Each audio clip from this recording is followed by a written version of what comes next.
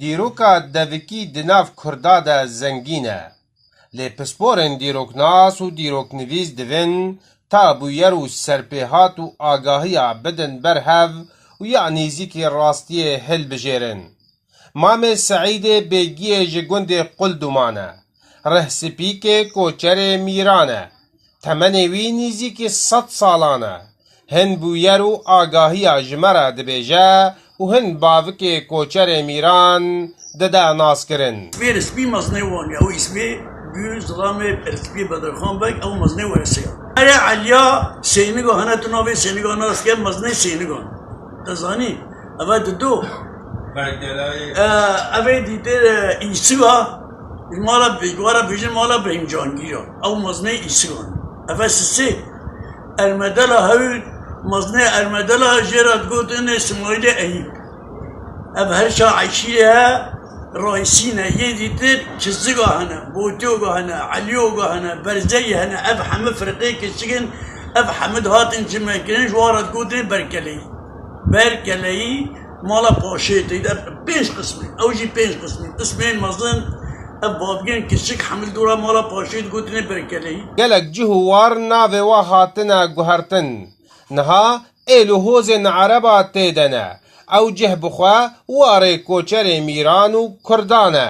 Navê Tirkoç e Ali Qasimanî, gotine Ali Qasiman. Navê Rebi'a Girkimber.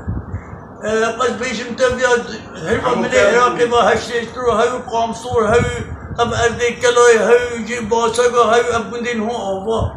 Giraş hew ev hemû bi navên temam diçûn heta hudûdê gergeriya. Warê reşkov gel bêdî ركعوينان الله يرشد ابن اب قندين هم اب قندين في منطقيش تكون حتى قبل شيء شنقاله او بايت نبي حمو غوري ميران بيرا بريم اخا صاريجه بيرا سيبو مالا خدران تيدي فاچنافريك ننزانت بيرا سيبو و بيرا روبه یه مالا دیابه سبحه Di dîroka nîzik de koçerê Mîran jiyana koçeriyê derbas dikirin.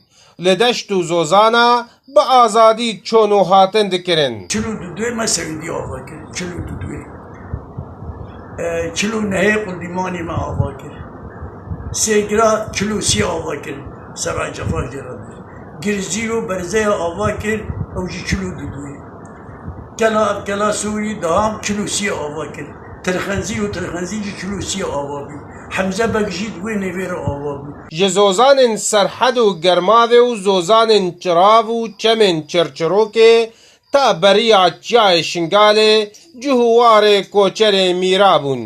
Niha çend gund li devera Dêrikê koçerê Mîran jiyana xwe lê derbas dikin. Lê evîna zozana û kûpên Herekol û berfa Çiyayê Sîpanê Xelatê di bîrhatin û civat û koçkên wa de rojane têne bîranîn. Ji gundê Qulduman, Ehmed Sofî, Ark.